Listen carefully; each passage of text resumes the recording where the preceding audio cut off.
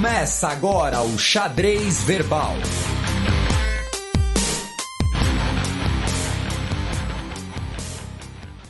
Bom crepúsculo, ouvintes da Central 3, está começando mais uma edição do boletim semanal especial sobre o coronavírus. Chegamos aos 2 dígitos essa semana, espero que não cheguemos aos 3, enfim. Como sempre, estou ao lado do meu amigo e companheiro Felipe Nobre Figueiredo, o homem por trás do tabuleiro. Olá a todos, o tempo é apenas uma ilusão, não existe mais noite, dia, não existe mais dia útil, estamos todos presos nesse lapso e eu quero dormir. E também ele, que é apenas um, mas é onipresente, onde você vê uma live falando sobre o coronavírus, provavelmente estará ele, Átila Yamarino, o paladino da quarentena. Tudo bom, Átila? Tudo bom, eu já começo com a pergunta. Vai pra onde? Vai pra onde, né? Isso vai ser o lema para 2020 em diante, né? E, como sempre, começamos aqui o nosso boletim por Wuhan, né? Onde se manifestou fortemente o vírus pela primeira vez. E após novos casos, o berço da pandemia planeja testar 11 milhões de habitantes. Isso mesmo que vocês ouviram. E na projeção mais otimista do governo brasileiro, não chegamos a esse número, não é, Átila? Antes do Átila comentar, mandar aqui um abraço para o nosso Bernardo Bulcão, né, que transformou a brincadeira do Vai Pra Onde. Eu não sabia que o desenho tinha um nome, que é Pocoyó, aparentemente. É um inculto. Você não tem filho. Eu sou um bárbaro. E ele transformou no desenho com o Átila, né, que já virou sticker de WhatsApp, que estará na capa desse programa e já circulou aí pelas internets. Então, um abraço aí pro Bernardo e entrem lá no perfil dele no Twitter, @Berbus, BERBUS. Vejam lá o perfil dele, o portfólio dele, ele que é desenhista. Então, tá aí, um abraço para ele. Obrigado por transformar nossa brincadeira em arte. Aliás, Felipe, eu até ia te perguntar isso, né? Você comentou sobre a capa do programa. Eu queria saber se você já tem um banco de dados, um banco de imagens, na verdade, com vários coroninhas, né? Porque, enfim, cada semana é uma nova capa. É o Google Imagens possibilitando o avanço do podcast no Brasil. Bem, Átila, então, voltando ao Wuhan, né, e os seus 11 milhões de testes. Isso é uma ostentação. Uma ostentação. É a China querendo jogar na cara o que ela consegue fazer pra gente. Um pouco desnecessário, porque não precisa testar os 11 milhões de pessoas. Nem acho que vão acabar testando, porque é muita gente, é muito teste. Mas é fruto do problema que todo mundo está tendo de continuar aberto quando novos casos começam a aparecer. Isso começou por causa de 6 pessoas com Covid. Eu não entendi muito bem, nem sei se está tão claro se as 6 eram pessoas que não tinham sintomas e passaram a manifestar os sintomas de Covid, eram assintomáticos de longa data, ou se uma dessas pessoas era um assintomático que ficou sem manifestar por Covid bastante tempo, quando manifestou, transmitiu para outras 5 pessoas. Acredito que seja o primeiro caso, de várias pessoas que estavam com Covid e demoraram para se curar. Qualquer uma das formas de transmissão aí, eles resolveram testar não só as 6 pessoas e todo mundo está ao redor, mas testar a cidade inteira. O que eu acho de bom nisso, não sei qual vai ser o teste que vão fazer, se é o teste pro vírus ou se é o teste imunológico. Eu acho mais provável que façam o teste pro vírus, porque é o mais informativo da epidemia na situação em que está. Mas se fizerem o teste imunológico, vai ser o primeiro grande estudo populacional de quantas pessoas em Wuhan tiveram Covid. Vai ser extremamente proveitoso e para quem aceita trabalhar com números da China, que é mais ou menos toda a comunidade epidemiológica. Isso vai informar muita gente sobre qual é a taxa de infectados que tem por lá, como a Espanha conseguiu calcular, como Nova York calculou, como a França acabou de calcular e como estamos descobrindo no Brasil. Bem, atravessamos o Mar Amarelo em direção à Coreia do Sul, que luta para conter novo surto em meio à reação homofóbica. Para explicar essa questão da homofobia, o que aconteceu? Você teve ali a detecção, né, de novos casos na Coreia do Sul, porém, eles estariam envolvidos nas pessoas que estavam frequentando numa casa noturna, frequentada por pessoas da comunidade LGBT, né, algo que a gente chamaria aqui no Brasil, né, de balada gay, alguma coisa assim. E o que acontece? Desses 35 novos casos, 29 foram de pessoas que passaram por essa região, de Itaewon. E muitas pessoas não querem vir a fazer o teste ou passar por alguma forma de monitoramento das pessoas com quem elas estiveram, com quem elas se relacionaram, da maneira como já havia sido feito antes, por não serem abertamente homossexuais, ou então temendo represálias, preconceito dentro das suas famílias, dentro dos seus círculos sociais. Então, o governo sul-coreano está tendo que lidar com a necessidade de um equilíbrio entre, olha, precisamos testar, precisamos monitorar, e ao mesmo tempo precisaríamos fazer isso de uma maneira mais sigilosa em relação à identidade dessas pessoas, em relação no caso, a casa noturna que essas pessoas foram. Eu acho triste como isso recria muita coisa que a gente viu acontecendo com HIV.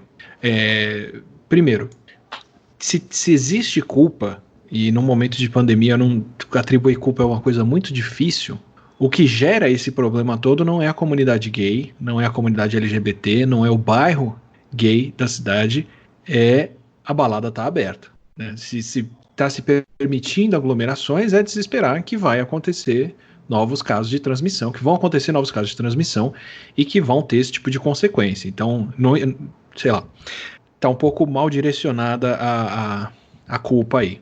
Mas isso aconteceu muito com o HIV. O que acontecia com a comunidade gay de São Francisco, de Miami, de São Paulo, de outros lugares. Numa época onde não se havia consciência que nós temos hoje do HIV, nem de uso de preservativo, nem de nada, os gays estavam vendo amigos, colegas, pessoas próximas morrerem de uma doença que ninguém sabia explicar o que era, estavam vendo um descaso muito grande das autoridades em cima do que era considerado uma doença gay, e muitas aspas aí, mas era assim que era tratada, uma punição pelos pecados que eles cometiam. Então era uma doença que passava despercebida, ou que era ignorada, porque meio que quem pegava na cabeça das pessoas merecia, e foi o que fez a comunidade gay ter que se organizar e criar uma série de movimentos que a gente vê até hoje super atuantes. E o problema é que eles ficavam nervosos, tensos, ansiosos, estressados por conta disso acontecendo, e a maneira como essas pessoas tinham de lidar com essa ansiedade era ir para baladas, era frequentar saunas.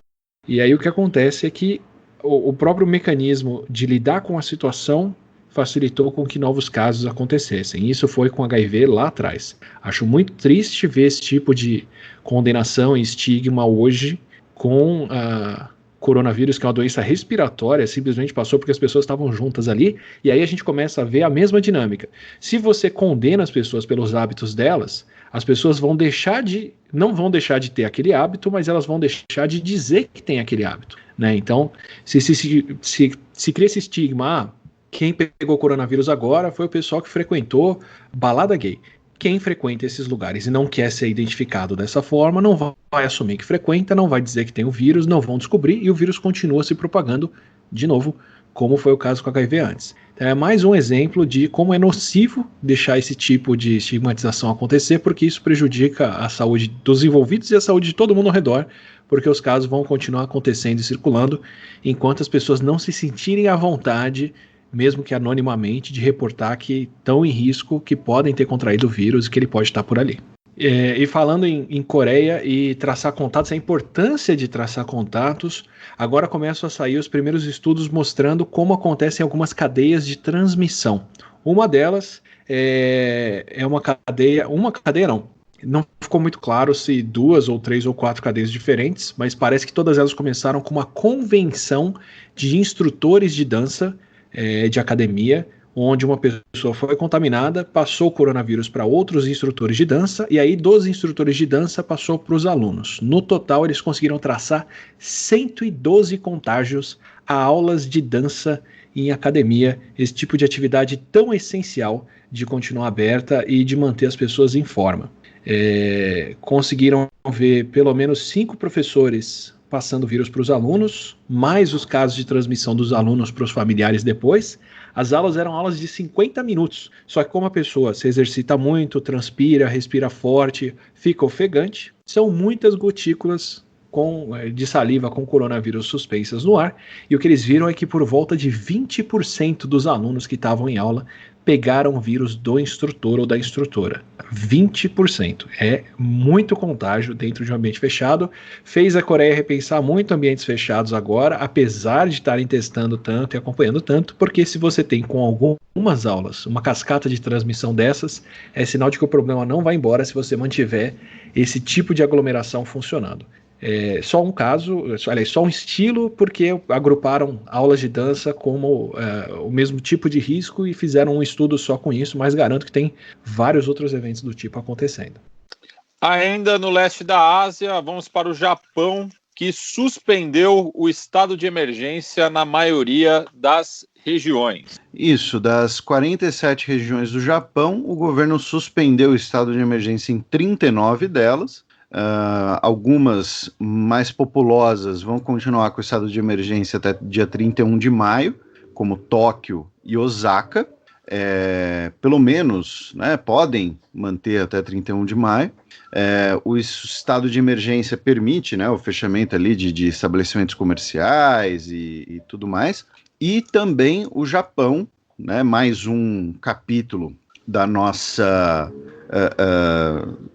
sequência de notícias mostrando que não existe debate entre salvar vidas ou salvar economias, salvar CPFs ou CNPJs, porque as economias, né, já estão sofrendo. O Japão anunciou, né, que no seu primeiro trimestre a sua economia encolheu 3,4%, tá? Então, tá aí. Né, um índice não muito legal, não muito gostoso, numa das maiores economias do mundo, né, mostrando que, como eu disse, os problemas econômicos vão acontecer por conta da pandemia, não é por conta da quarentena, né? Então não adianta você ter ali uma rede de lanchonetes e dizer que está surpreso que as pessoas não foram comer o seu hambúrguer, porque as pessoas, elas estão num momento de certeza, então elas não vão gastar dinheiro, elas vão guardar o seu dinheiro, elas não vão querer correr riscos de saírem de casa, porque mesmo eventualmente podendo fazer isso, as pessoas não são idiotas, né, e, quer dizer, a maioria delas, e nós somos, né, animais com instinto de sobrevivência. Então, você acabou de tirar um peso das minhas costas, porque eu já estava achando que os japoneses que viram a minha live causaram essa recessão econômica por lá. Você é um culpa, apocalíptico. Ô, Átila, foram os decassegues que assistiram, viu? Olha, temos muitos ouvintes no Japão também. Senhores, por favor, tomem tempo e voltem a gastar, porque o mundo não pode aguentar isso, tá? Uma coisinha sobre o Japão, eles suspenderem agora o estado de emergência bate com o que a gente tinha discutido no episódio sobre o Japão. Porque como que eu leio essa informação? Eles não estavam testando antes, começaram a testar depois que as Olimpíadas foram canceladas, descobriram muitos casos, assim, perto do nada que eles tinham até então, decretaram estado de emergência e aí monitoraram as regiões para ver onde estava tendo transmissão ou não. E aí, com poucos novos casos diários, ficou mais claro quais eram as regiões que tinham mais problemas, as outras não precisam continuar abertas. Isso é normal de um país que começa a fazer testes de verdade, porque no primeiro você tem um boom de casos, porque você está descobrindo todos os casos ocultos que estavam lá, e depois de um tempo, depois de você ter medido isso, você começa a medir os novos casos diários, e aí sim você tem um panorama de onde a transmissão está de fato acontecendo. Aqui no Brasil já está difícil de fazer isso porque não testamos muito, mas essa mudança no Japão eu acho bem compatível com esse perfil de sem vergonhice, de não ter testado as pessoas antes e agora está correndo atrás do prejuízo. Então, para quem tinha me perguntado no Twitter como que podia o Japão ter um monte de casos novos por um tempo e agora isso ter caído, pode ser um pouco o efeito da ação deles, claro, mas também pode ser o caso desse atraso de testes ter se resolvido. Agora vamos para o Pacífico Sul, mais precisamente na Nova Zelândia, onde Jacinda, sua linda Ardern, foi rejeitada em um café por conta da restrição de capacidade. Só um comentário, aqui em casa não falta café, ela é sempre bem-vinda. Olha só, meu Deus! O senhor é um homem casado. É só um cafezinho. Meu Deus. Depois dessa, não, meu Deus, não. Segue o programa. Eu estou aqui, eu estou com uma cara de espanto. Mas ela acabou de bater 91% de aprovação e se tornar a líder política mais querida da humanidade presente. Bem. Não, ninguém não, amor.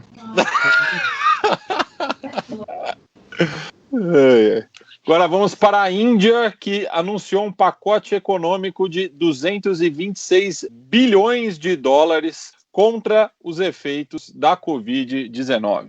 Isso, um pacotão de 20 trilhões de rúpias, né?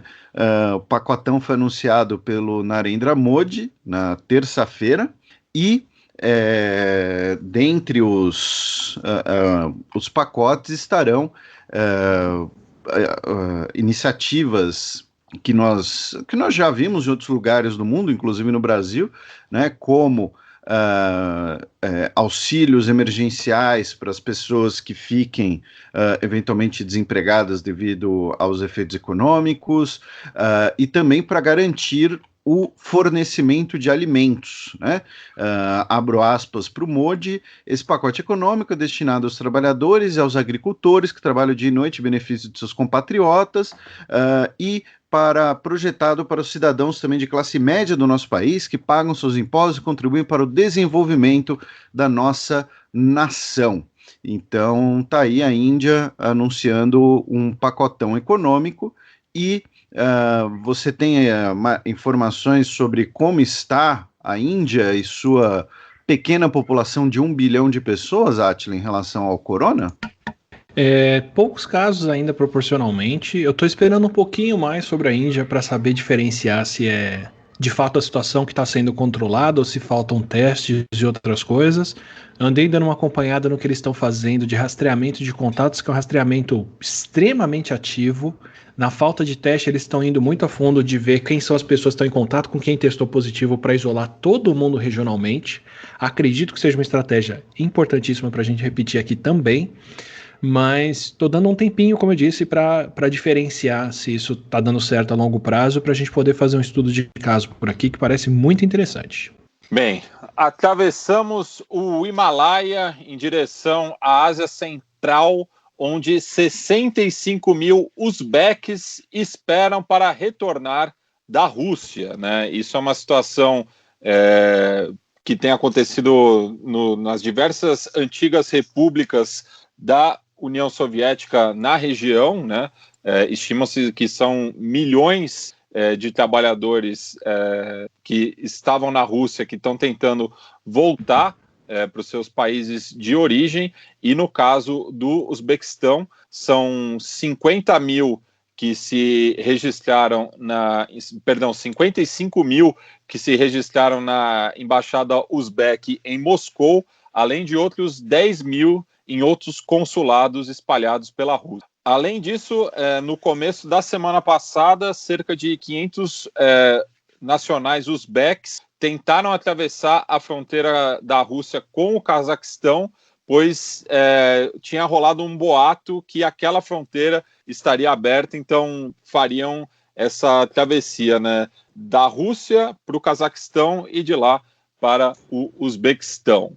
É uma região, assim, extremamente condensada, né? O Cazaquistão é um país pequenininho, dá para você atravessar a pé, de boa. Fácil. Do Uzbequistão, vamos ao Oriente Médio, mais precisamente Israel, onde a polícia prendeu 320 pessoas por violação de isolamento do coronavírus em festival judaico. Isso, diversas pessoas tentaram ali participar de uma celebração no túmulo do Shimon Bar Yochai, do século II, e eles eram, né, no caso, judeus ortodoxos, e o nome do festival é o Lag BaOmer, tá, que fica no norte, normalmente é realizado no norte de Israel, e aí entra o que a gente já mencionou anteriormente, né, dessa divisão, digamos assim, na população israelense, em que os ortodoxos representam cerca de 20% da população,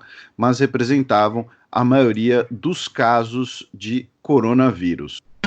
Eu venho desenvolvendo a ideia da minha força de contenção de aglomerações aqui, queria perguntar o que vocês acham. Lá vem arma de paintball. Pensei em banir carros das ruas, para não ter risco das pessoas estarem circulando de carros. Tudo que eu ia precisar é de alguns cavalos, uma equipe bem treinada de contenção de multidões que me acompanhassem, e a gente ia rodar a cidade nos cavalos, tocando para casa todo mundo, até que sobrasse só uma pessoa na rua por vez, porque afinal, com uma pessoa só na rua não tem chance de contágio, e eu pensei em chamar esse grupo de cavaleiros que me acompanhassem dos Unos, por deixar uma pessoa só nas ruas. Não sei se vocês curtem a ideia. Peguei a referência, e lanço a pergunta, né? E os equinos, eles não teriam, em relação à pandemia, qual é o risco de contágio?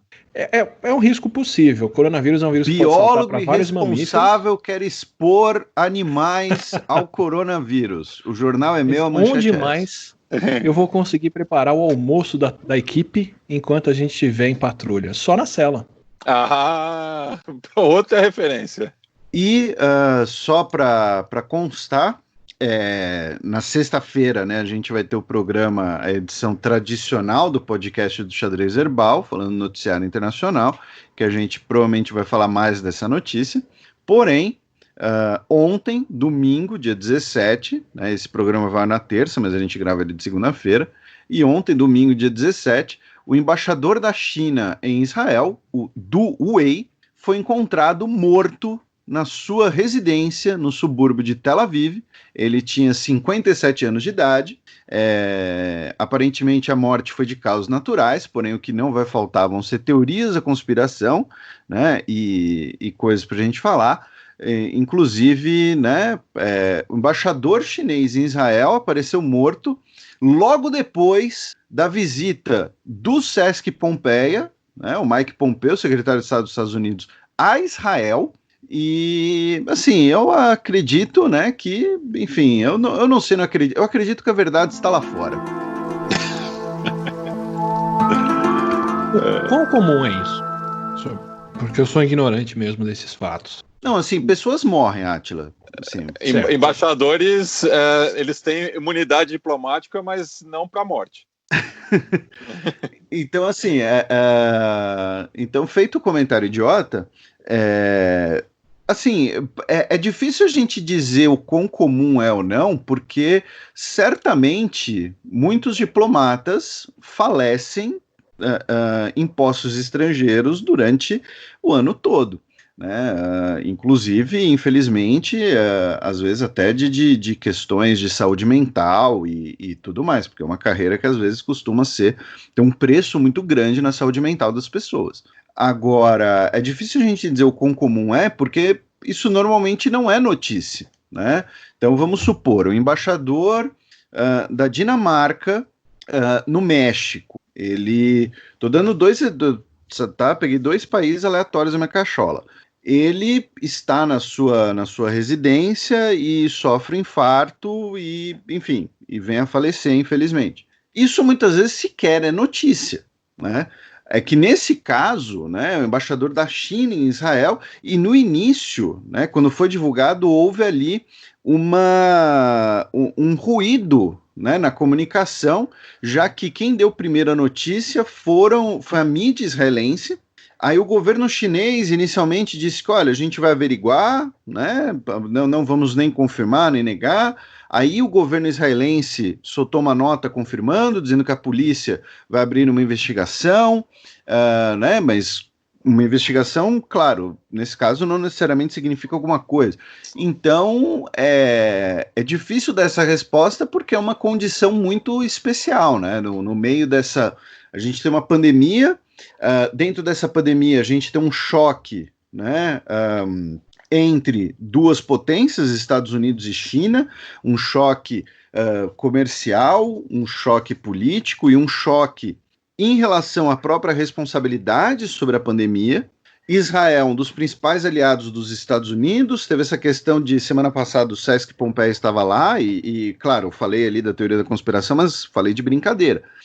Então, claro, vira esse prato cheio para um episódio de Arquivo X. Mas assim, estamos falando de um homem de 57 anos, é muito possível que ele tenha sofrido um infarto, vamos usar um termo mais científico, né? Ele tenha sofrido algum piripaque e tenha falecido. Então, aí é claro também, né? A gente tem que ver, né, se tinha Novichok na fechadura dele, se tinha, né, se não tinha um polônio 210 na água dele, né? Sempre pode acontecer, né? Às vezes você tá lá, nossa, peguei a água errada, esse daqui é com polônio, né? Acontece. É um problema frequente, eu ouço falar. Bem, de Israel vamos para a Rússia para tratar de um tema paradigmático. Afinal, um bebê russo nasceu contaminado com o novo coronavírus, e daí fica aqui o questionamento para o Átila em relação justamente aos partos, né, durante a pandemia. Tem uma série de procedimentos de segurança agora, que a gente está na pandemia. Muitos países estão testando as grávidas, quando são admitidas para parir, para ver se elas não estão com Covid, para levá-las já para algum lugar especial, porque elas são um risco, para o bebê não necessariamente, mas para a equipe médica toda. Inclusive, uma das formas de descobrir a prevalência de Covid na população, né, quantas pessoas têm o vírus, é essa amostra, muitas aspas aí, aleatória de grávidas, para ver quantas delas dão entrada com Covid. É a mesma coisa que se faz com HIV, na verdade. Se testa a pessoa logo antes do parto, ou na semana antes do parto, quando ela tem um acompanhamento pré-natal, para poder planejar um parto sem risco de transmissão do vírus. Por tudo que eu tinha acompanhado e falei sobre transmissão de coronavírus durante a gestação, e a gente só tem como saber por enquanto para quem está no 3º trimestre, porque não tem tempo ainda de Covid no mundo suficiente para saber em outras fases, não tem risco para o bebê, tá?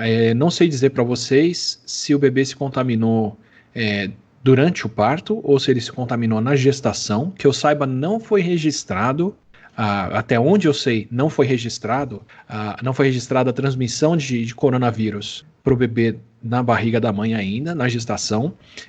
Até seria possível, acredito, porque a gente está descobrindo que é um vírus que atrapalha o sistema circulatório como um todo, e se ele destrói o tecido, a parede dos vasos sanguíneos, pode ser que ele consiga passar pela barreira placentária, que normalmente é uma barreira que impede organismos de passarem da mãe para o bebê.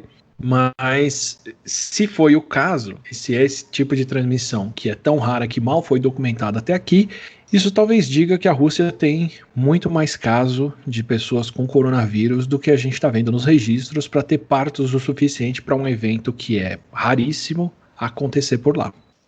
Agora atravessamos os Montes Urais em direção ao restante da Europa, já que 1 em cada 3 pessoas infectadas pelo coronavírus na Espanha não apresentaram sintomas, segundo um estudo. Isso é de se esperar, de certa forma, tá? Esse foi o estudo que saiu testando todo mundo para ver quem tinha coronavírus e quem não tinha. Se o pessoal da Suécia tivesse certo, a gente encontraria 95% das pessoas sem sintomas, porque isso é o que se vê na gripe. Então, quem ainda insiste que o coronavírus causa uma infecção que não é tão grave, que não é tão séria, agora tem os negadores profissionais, né, de carreira, para falar esse tipo de questionamento. Se esses negadores estivessem certos, e a gente já sabe que não estão, 90%, 95%, 98% das pessoas com Covid não teriam sintomas. E isso explicaria porque nós vemos 2.000 infectados internados no hospital, enquanto tem outros 100 mil fora, 200 mil fora, para dizer que o vírus não é letal como ele é. Com os testes, agora se descobre que a faixa de pessoas sem sintomas fica entre 20% e 30%. 30% é onde o vírus consegue infectar uma população mais jovem que estava na rua, que pegou o vírus, e aí nem todo mundo manifesta. Mais próximo de 20% é quando pega uma população mais velha, que manifesta mais os sintomas. Isso para mim é um sinal de que na Espanha a doença se espalhou bastante e atingiu bastante os jovens também. Mas é isso. Só 30% das pessoas, só 1/3 das pessoas não apresentarem sintomas, diz pra gente que as estatísticas são essas mesmo e que a letalidade do vírus deve circular ali entre 0,5% e 1%, que é o que torna a Covid uma das doenças mais sérias que a humanidade já enfrentou no período recente. Tem que ter uma diferença entre quem não teve sintomas e quem não tem sintomas no momento. Tá? Tem gente que extrapola uma coisa e outra e elas não são o mesmo. Quer dizer o seguinte, se você for olhar para quem está no hospital só, num momento como o Brasil, que a gente só está contando como casos de Covid e as pessoas que estão dando entrada no hospital e que estão testando positivo. Numa situação dessa, podemos estar perdendo 80% ou até mais das pessoas com Covid porque elas não têm sintomas. Mas nesses 80% das pessoas, 50% são pessoas que não têm sintomas agora, mas vão manifestar os sintomas mais para frente, são as pré-sintomáticas, são as pessoas que não têm sintomas aqui, mas vão ter complicações. Eu só olhei para elas cedo o suficiente para os sintomas ainda não terem aparecido. E 30% são as pessoas que não vão ter sintomas, ponto, que não têm sintomas agora e não vão manifestar esses sintomas nem mais para frente. Daí essa diferença entre 1/3 e 80%, que são os números que o pessoal joga, porque se você olha no momento, você pode ver que tem uma parcela de gente que ainda não teve. Se você olha depois, quando a infecção já passou, quando os casos já aconteceram, você descobre que no fim, só 1/3 das pessoas acabam não mostrando esses sintomas. Ainda no Mediterrâneo, 2 notícias em uma, tratando em relação ao turismo, né? Já que os gregos voltaram às praias em meio à onda de calor, e a Itália reabrirá suas fronteiras aos turistas comunitários no próximo 3 de junho. Antes do Átila comentar, eu acho que tem uma questão interessante aqui nessas notícias, que é o seguinte, a gente sempre comenta que um dos principais atrativos, né, de você acompanhar o noticiário internacional, ainda mais no caso da pandemia, né, é a gente ver o que está sendo feito pelo mundo e eventuais lições, aprendizados para o Brasil. E a indústria do turismo ela também é muito importante para o Brasil, ela é muito afetada, né, pela questão da pandemia, sem dúvida, é uma das áreas talvez mais afetada. Então, o que a Europa vai começar a fazer agora no verão europeu, né, que são, né, junho, julho, agosto, pode servir de lição, de reflexão, acertos e erros para o verão aqui no nosso hemisfério sul no fim do ano, né? Então a gente vai ter aí alguns meses antecipados, digamos assim, para aprender com o que der certo e o que der errado. Enfim, agora o Átila ele vai dar o esporro nos gregos que estão indo na praia e vai falar como é que está a situação nessa região. Não, assim, pode ser o nosso cenário no verão, se quando chegarmos no verão, tivermos no declínio dos casos, tá? Para puxar um estudo que não está na pauta aqui, mas que foi muito importante que saiu essa semana, e eu misturei semana com a Alemanha, porque é um estudo alemão. A Alemanha, que está fazendo mais testes, tem os dados mais fiáveis, né, tem os dados mais precisos sobre quantas pessoas estão infectadas num dado momento. Como eu falei para o Japão, se você não está fazendo teste suficiente, você pode estar diagnosticando gente com Covid hoje, que pegou o vírus há um mês atrás, que pegou o vírus semana passada, que pegou ele em outros momentos. É só a partir do momento que você testa o suficiente para pegar os casos mais novos e mais frescos que você sabe de fato como a pandemia está caminhando. Pelo fato deles terem feito os testes constantemente e terem monitorado as pessoas bem, eles têm uma imagem sem delay, né? um retrato muito mais próximo do presente do como a pandemia está circulando lá. Então os estudos de prevalência de quantas pessoas estão com o vírus na Alemanha são mais confiáveis do que estudos, por exemplo, no Brasil, quando a gente descobre que aqui, na região do Amazonas, por volta de 10% das pessoas já pegaram Covid. Quer dizer, a situação está muito fora de controle e você não tem teste suficiente para saber o que está rolando.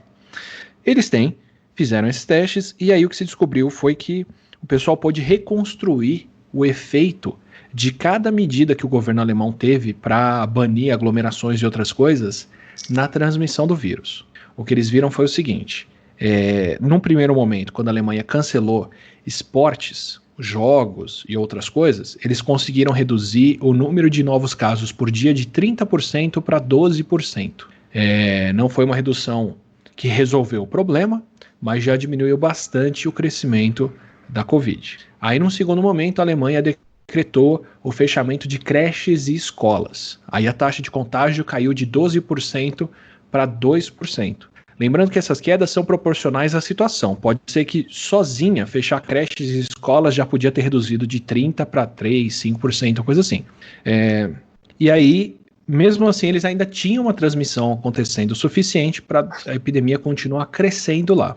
Aí eles adotaram depois o fechamento de comércio não essencial, mandaram as pessoas para casa, colocaram distanciamento social obrigatório, uso de máscara e outras coisas, e isso reduziu a transmissão e o aumento de casos para menos 3% ao dia. O que isso quer dizer? Quer dizer que depois de tomar essas 3 medidas todas, a Alemanha pegou uma doença que estava crescendo a 30% e transformou ela numa doença que está diminuindo numa taxa de 3%. Então ela cai 10 vezes mais devagar do que ela subiu. Isso na Alemanha, que seguindo as regras bonitinho, tem a Merkel falando todo dia na TV a importância para as pessoas delas ficarem em casa, delas fazerem as coisas, e apesar de movimentos que a gente vai falar na frente, estão obedecendo. Para tirar 2 lições daí. Primeiro, fechamento de um monte de coisa é essencial e taxa de 3% de redução. Ela é muito precária, ela é muito difícil de manter, qualquer vacilo faz com que o vírus volte a crescer. E segundo, você provavelmente leva 10 vezes mais tempo para resolver uma situação do que você levou para chegar nela. Isso quer dizer que, se o Brasil não parar de vez agora e não conseguir reduzir o número de casos agora ou quando for, né? Mas quer dizer que quando o Brasil começar a reduzir o número de casos, ele provavelmente vai levar 10 vezes mais tempo para voltar à situação anterior. Então, quando a gente pode ter praias abertas, grandes aglomerações e as coisas acontecendo aqui? Quando nós temos por volta de, 200 novos casos por dia no país. Estou chutando qualquer número, tá? Quando foi isso? Isso foi há 60 dias atrás. Ótimo. Se isso foi há 60 dias atrás, isso quer dizer que se a gente começar a cortar o crescimento do vírus agora, provavelmente vai levar 600 dias para voltar até aquele número de casos por dia. A não ser que você tome medidas muito agressivas para diminuir mais ainda. Isso varia por cidade, varia por região e varia por tudo mais. Eu só estou falando para dizer que a redução dos casos é muito mais lenta do que o crescimento. Então, nós ainda vamos levar bastante tempo para chegar na situação dos gregos, por exemplo, que estão conseguindo conter a epidemia muito bem, ou da Itália, que reduziu os casos o suficiente para pensar em aglomerações. Essa conversa toda foi para isso. Dito isso, eu entendo essa abertura que eles estão fazendo, principalmente na Grécia, porque, assim, sendo bem pragmático, ambientes abertos, com vento e com sol, são ambientes onde tem menos chances de transmissão do vírus do que, por exemplo, a academia de dança que a gente falou da Coreia do Sul. Então, praias, parques, essas coisas, se não tiverem aglomerações, são lugares muito mais seguros do que ambientes fechados, como academias, barbearias, shoppings, lojas e outras coisas que têm o mesmo ar circulando ali dentro e muito mais gente próxima em contato. Então, eu entendo eles estarem abrindo isso primeiro. Se estão tendo um bom controle da epidemia e se não vão deixar juntar gente suficiente nesses lugares, é uma boa forma de você dar paz de espírito para as pessoas poderem sair de casa num ambiente que não favorece a transmissão da Covid. Acompanhando os casos bem, eu acho o melhor tipo de ambiente para fazerem isso. Bem, e o Átila citou em relação aos esportes na Alemanha, né? Cabe lembrar que no último final de semana voltou a Bundesliga, né? O campeonato alemão de futebol, e na segunda divisão o Dynamo Dresden acabou não jogando porque 2 jogadores testaram positivo no começo da semana passada e o time inteiro está de quarentena. E uma coisa, a gente tinha dito que a gente tinha dito que a Coreia do Sul tinha reaberto as arquibancadas, não reabriram. Por um tempo usaram foto dos torcedores na arquibancada, tentaram colocar manequins, mas os manequins que colocaram eram sex dolls na arquibancada inteira. Isso gerou um certo protesto por parte das pessoas, e as sex dolls estão proibidas agora de frequentar os estádios, eles vão voltar para as fotinhas.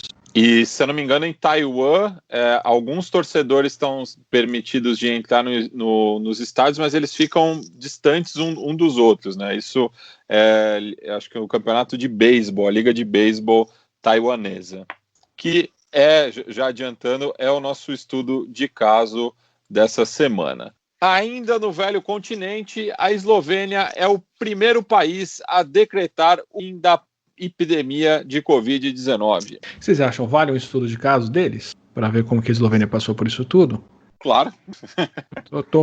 Tô bem surpreso com a subida e a queda de casos deles e onde eles estão agora. Voltando à Alemanha, milhares protestam contra o confinamento no país. A Merkel tá lá falando as coisas, tem doutorado em química quântica, mas o pessoal percebeu que é um complô da imprensa, entendeu? Para derrubar o governo da Merkel, entendeu? Então, é isso. E as pessoas estão lá protestando. Brincadeiras à parte, né? Temos aí, tivemos essa manifestação e que foi, em algumas das cidades, também foi ligadas a manifestações do Alternativa para a Alemanha e do NPD, que são, né, o Alternativa para a Alemanha é o partido de extrema-direita no parlamento, que inclusive expulsou um integrante essa semana, porque um dos seus diretores, porque ele tinha envolvimento com grupos neonazistas, e o NPD é o partido neonazista. Não tem meias palavras nesse caso. Esse não tem nada para não assumir. Inclusive viralizou, né, a foto de um desses manifestantes que estava usando uma máscara com a águia nazista. E tinha muita gente dizendo que as políticas de confinamento, né, com cartazes, esse tipo de coisa, eram manobras, era propaganda dos judeus, né? Eu não vou falar nada. Enfim, Átila, atualiza a gente aí sobre a Alemanha, né? A Merkel depois falou a importância de uma imprensa crítica e livre, né? Porque precisamos de fatos e de informações, né? E então tá aí o Átila, né? Tentando ajudar a gente com isso. E enquanto isso, o pessoal fazendo lá a manifestação e usando o termo Lügenpresse, né, imprensa da mentira, é fake news em alemão, e que era um termo utilizado por um pessoal na década de 1930. Eu não vou dizer quem era esse pessoal, vou dizer que eles usavam camisas pardas. Você está me dizendo que tem uma relação entre movimentos anti-isolamento e extrema-direita e movimentos neonazistas? Nesse caso alemão, sim. Qualquer inferência de outros casos que você está dizendo aí, eu não sei de nada. Certo. Eu vou meter o louco. Não, tudo, só para me informar, assim. Porque de fato não tenho acompanhado. Mas o que começa a acontecer agora é o que a gente chama do paradoxo da prevenção, que é a coisa que, à medida em que a prevenção funciona, ela parece cada vez mais desnecessária, né? Então, para dar alguns exemplos aqui, o Brasil está passando por outro surto de sarampo, o que não tem o menor cabimento de estar acontecendo agora, porque o sarampo é uma doença para a qual a gente já tem vacina há décadas e que já podia estar extinta. mas as pessoas não se vacinam, vão contra a vacinação e deixam uma doença dessas que pode matar crianças circular por questões ideológicas. A mesma coisa vai acontecer com o isolamento. Quanto mais bem feito for o isolamento numa região, mais ele vai prevenir novos casos de Covid, menos as pessoas vão ver Covid na rua, mais elas vão se sentir à vontade para voltar a circular e voltar a fazer outras coisas.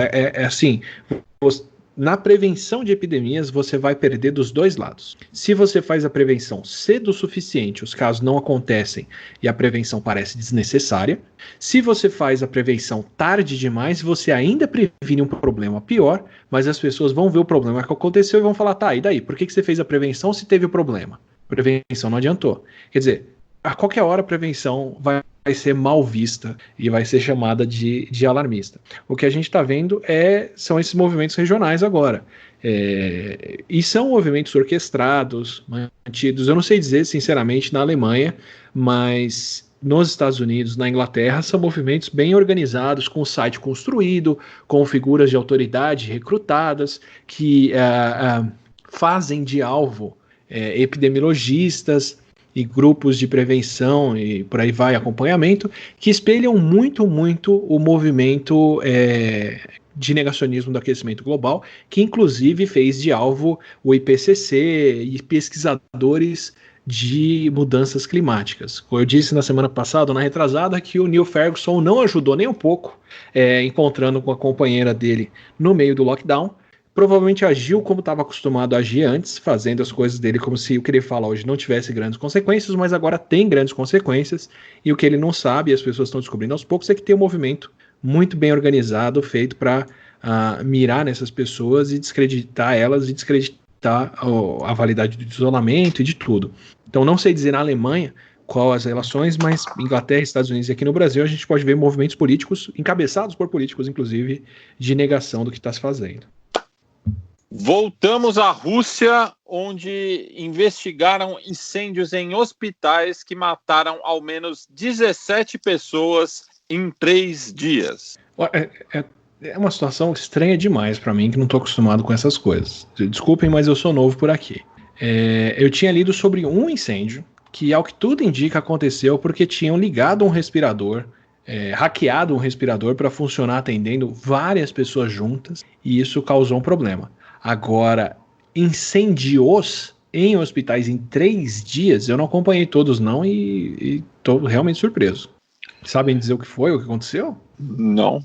Parece que foram respiradores, né, que pegaram fogo, um deles inclusive teria explodido, e o detalhe é que um modelo similar desse respirador foi vendido pela Rússia para os Estados Unidos. A gente até comentou na época que os Estados Unidos estavam violando as próprias sanções que impôs a Rússia, né? E aí os Estados Unidos, inclusive, teria guardado parte desses ventiladores e tudo mais.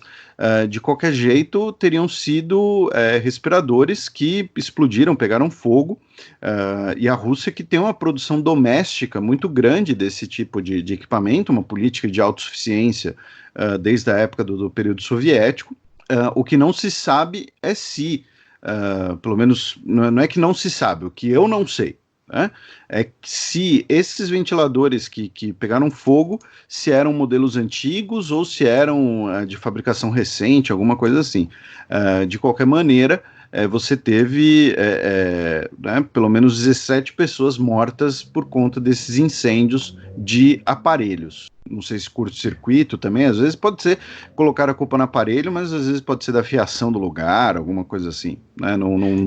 Não sei. Então, sobre aparelhos, um dilema que o intensivista que participou de uma live comigo falou é que eles são equipamentos muito caros porque eles são muito redundantes, cheios de trava de segurança, mecanismos de redundância para garantir que se uma coisa queima, a outra continua funcionando, porque quando o respirador para, a pessoa que está pendurada nele não respira e morre. Então, assim, ele tem que ser um equipamento que funciona 100% do tempo, não importa o que aconteça. Então, é um equipamento que é muito delicado, muito complexo, por isso respiradores normalmente são muito caros, sem falar em monopólio de medicina e outras coisas, mas o respirador que se usa normalmente em UTIs, não em tempos de pandemia, é um equipamento cheio de detalhes técnicos e complexidades.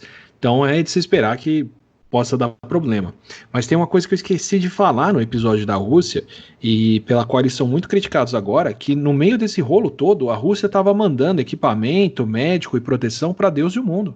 Parte da campanha e eu juro que eles mandaram com esse adesivo da Rússia com amor, eles mandaram equipamento para os Estados Unidos, mandaram equipamento para a Itália, mandaram médicos para a Itália, meio que dizendo, a gente não tem problema aqui, ajudamos a cuidar de vocês, e agora são muito criticados lá, porque isso está fazendo falta para eles. Então, a Rússia está nessa situação delicada agora. Mandaram máscara, mandaram respiradores, mandaram médicos para fora e está fazendo falta em Moscou. E ainda na Rússia, o porta-voz da presidência, o Dmitry Peskov, está internado, né, com coronavírus. E muita gente começa, né, a especular, porque ele é uma pessoa muito próxima do Putin, né, próxima tanto politicamente quanto fisicamente, né, ele costuma acompanhar sempre o Putin, ele é assessor do Putin desde 2000, né, desde do início da ascensão política do Putin. Então a gente comentou, né, não lembro se acho que o programa retrasado, do ministro se não me engano, era do premier, né, que estava, o Mishustin, que estava internado também. Agora mais alguém do gabinete, teriam ali outras pessoas também do gabinete internadas. Então o Covid-19 chegou no alto escalão russo. E você colocou aqui uma notícia sobre subnotificação na Rússia também, né, Átila? Isso. Eu, assim, peço a opinião de vocês porque eu realmente não sei. Sempre tenho medo de estar caindo em propaganda alheia. Não conheço o Moscow Times. Vi que é um jornal de reputação, mas não sei se vocês têm alguma opinião a respeito, o que vocês acham, algo assim. É um veículo muito mais para o resto da comunidade internacional entender o que está se passando na Rússia. É um jornal que começou com expatriados russos, na verdade. Tá. Né? E por isso ele é um dos poucos jornais que dá para dizer que ele tem ali uma política, digamos assim, de oposição ao Putin, né? Não vou nem dizer assim oposição, mas, enfim, críticas, né? De notícias mais abertas. Talvez dê para colocar dessa maneira. Tá. Então é o tipo de jornal mesmo que vai entregar esse tipo de notícia.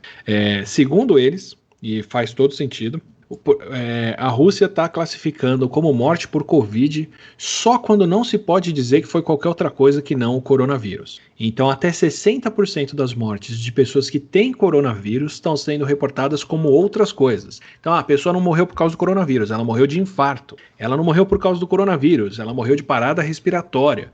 Morreu trocando pneu. Isso, tem é uma síndrome que atinge muita gente, que o pneu explode na cara, e bancários também. Porteiros. Oi? Porteiros também. Porteiros, isso. Mas assim, de certa forma, é o movimento negacionista que se vê no mundo inteiro. Tem gente que fala, mas a pessoa morre com o coronavírus, não quer dizer que ela morreu do coronavírus, que é como dizer que alguém que tomou um tiro morreu de hemorragia, ou envenenamento por chumbo, e não por causa do tiro. E fazendo esse tipo de notícia lá, a Rússia estaria contando como mortes por Covid só 40% das mortes que de fato estão acontecendo. O que explicaria como eles estão com um número de casos muito próximo, maior do que o Brasil. Tudo bem que eles fazem muito mais testes também do que nós. Essa parte o Brasil está realmente negligenciando muito, mas nós estamos com 245 mil casos e subindo hoje. A Rússia está com 290 mil casos, só que o Brasil tem 16 mil e quase 500 mortes, enquanto a Rússia tem 2.700 mortes. Então, é de se estranhar, de qualquer forma, que a Rússia, com tantos casos, tenha tão poucas mortes. Eu não acho que os russos têm essa constituição tão forte assim, que deixa a letalidade do vírus ser menor por lá.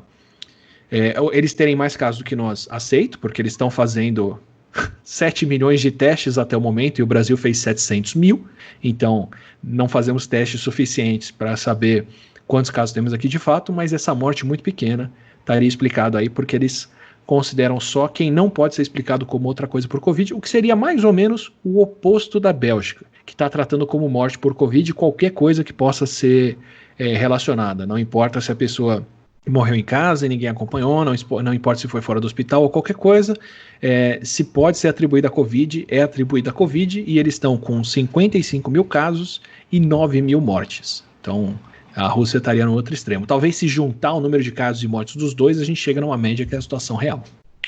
Bem, atravessamos a fronteira terrestre mais ao norte da Rússia, com a Finlândia, onde na última sexta-feira, dia 15 de março, a primeira-ministra Sanna Marin, ao lado da diretora de Assuntos Estratégicos Liisa-Maria Voipio-Pulkki e o ministro de Assuntos Sociais e Saúde, Taneli Pumalanien, apresentaram a estratégia híbrida. Aproveito e agradeço ao ouvinte Diego Cardoso, residente na Finlândia, que mandou, o link do site do Departamento de Comunicações Governamentais da Finlândia, com esse pronunciamento traduzido para o inglês. Átila, falando mais especificamente da Finlândia, como está a situação por lá?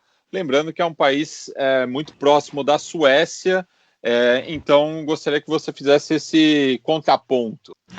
Você quer uma análise técnica ou só discorrer sobre a situação? O mais completo possível. Minha análise técnica é bem concisa.